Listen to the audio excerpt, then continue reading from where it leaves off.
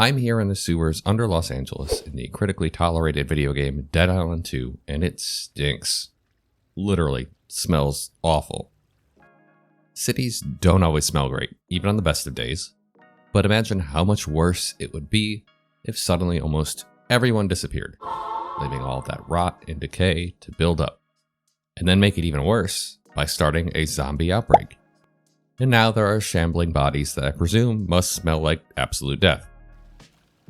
So while walking through the sewers from Beverly Hills to Santa Monica, I found myself wondering, what are the worst smelling places in Dead Island 2? To be honest with you, at this point, I doubt most places or most people smell good in Dead Island. Least of all myself trudging through knee-deep sewage slime and bathing myself in zombie bits. I really ought to go rinse off in one of the few remaining clean pools or jump in the ocean or something. But are the sewers the worst smelling place in Dead Island 2? Or is there somewhere that is somehow even worse? And better yet, where are the places where you don't even think about the smell? And does considering the stench make those places even better and more immersive? To start answering these questions, I want to head to the one place I know smells worse than the sewers I'm currently in. And that's specifically the flesh sewers. You see, there's one big logistical hiccup when it comes to surviving a zombie apocalypse in Los Angeles, and that's the 3.88 million other people who used to live here. Let's say, generously, that 10% are still alive. That leaves roughly 3.5 million bodies, walking or otherwise, to deal with and dispose of. And since digging graves for millions isn't exactly feasible, given time and land limitations, the military and science teams went with the next best thing: plumbing. Their plan? Flush all of the bodies down the drain. Which brings us to the flesh sewers.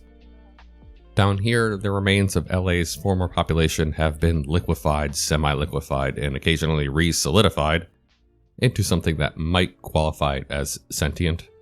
Is it living? I don't know, I haven't beaten the game yet, but it is coating the floors and the walls and the ceilings and building gross viscous strings of flesh that connects things. So if there's anything that smells worse than a regular sewer, it's this: a sewer full of half-digested zombies, experimental sludge, and the kind of organic matter that probably violates every health code on planet Earth. But let's get out of here, because honestly, this is the least interesting, stinky place. Instead, let's head here, to the Santa Monica beach in this mud flat. As you can see, this muddy area runs from the ocean, up a little man-made inlet, and into a human structure. Now, I don't know what the structure actually is, but if I squint deep enough beyond these grates in the back, it does look like many of the gigantic city culverts and tunnels that I've seen Post 10 and lately GeoWizard journey through. So more than likely, it's just an outlet from one of those classic LA rivers that's at best a stream 99% of the time. So they stuck most of it underground. Now, mudflats aren't great. You usually can't walk on them without sinking in, and given tides, it can be pretty dangerous sometimes. But they also stink thanks to that exact mud. Under the surface, there are usually lots of tiny anaerobic bacteria that love their low oxygen environment, full of dead leaves, algae, and anything else that washes up, but can't get away until the tide comes back in. As the bacteria break these materials down, they produce hydrogen sulfide gas, which is, well, stinky. All of that is to say, I genuinely wouldn't want to have to come down here for any reason, and that's before you add the zombies, which seem to call this dark space home. Next, we head up to Beverly Hills and to this specific house. It's currently inhabited by a washed-up rock star and his girlfriend, the two of whom were hosting a party when the zombie apocalypse started, and neither has managed to get their bearings since. When we showed up, the place clearly hasn't been cleaned yet, and I think stopping for a second to think about just how rank this place must smell adds to the immersion. The air is likely thick with the sour tang of stale alcohol, decomposing food, and the unmistakable chemical sweetness of spilled energy drinks. But there are also trash bags full of flies everywhere, And as anyone who has ever had a trash bin in a house start to go off can tell you, the second those flies get in there, there's no ignoring how bad that smells. This is one of those areas where the environmental storytelling does some heavy lifting. The dozens of empty beer cans and bottles, the sticky residue on the counters, the film of grime coating every surface. All of it contributes to a sensory experience that goes beyond visuals if you stop to think about it. You can almost feel how humid it is in here. It has got to be deeply uncomfortable. And it's details like this that make me appreciate level designers. They didn't have to try to go so hard imagining what the aftermath of a party that will never be cleaned up looks like. And in doing so, they made the space feel not just lived in, but abandoned mid-breath. Though I suppose that is the whole point of the entire game. Everything's been abandoned mid-breath. But it makes sense when you're out and about. When you're just in a random house, I don't know, it's easier to excuse, but they didn't.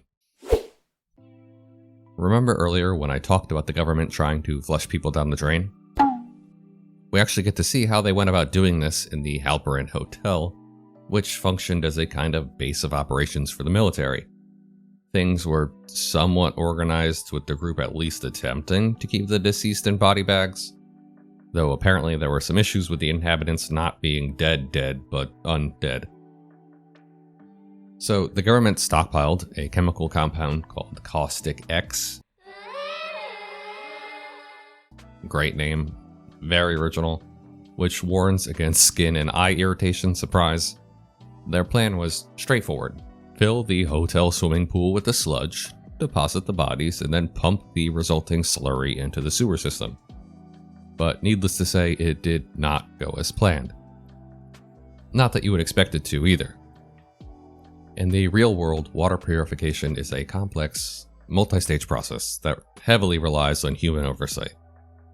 Municipal systems typically involve sedimentation, filtration, and chemical disinfection, often using chlorine or ozone or something like that, just to remove all the contaminants and pathogens. These systems are calibrated daily, monitored for flow rates and chemical balances, and adjusted based on environmental inputs.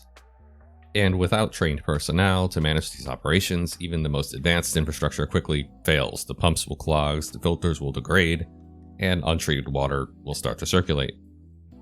Considering everything here was hastily repurposed and thrown together, it's safe to say that actual filtration wasn't on their mind at all.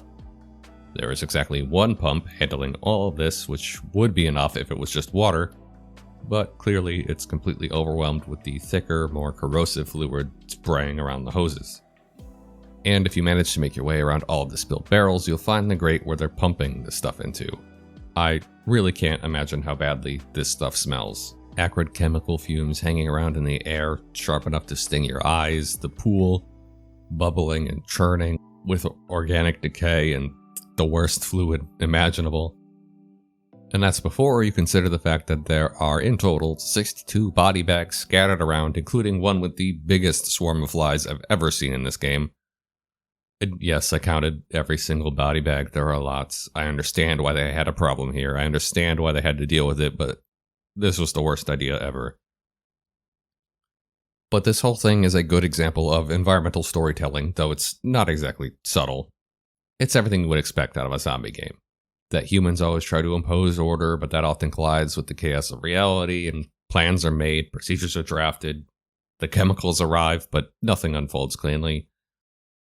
All of this is to say, level designers do so much work to make us forget that we're even playing a video game, to satisfy our monkey brains just enough that they don't freak out at the first sign that something's off, whether that's objects placed where they shouldn't be, a room that feels too symmetrical, too curated, like something out of an IKEA catalog, or the opposite, a space that's cluttered in ways no actual human would ever produce. But when it works, when everything is just right, it creates this kind of invisible authenticity that we never really think of. It's not just about making the world feel real. It's about making it feel like it is, or was, lived in by real people. And that illusion matters. Because for games like this, the moment we stop believing the world was once functional, we stopped caring that it all fell apart. For now, though, I think that's it. I'll see you next time.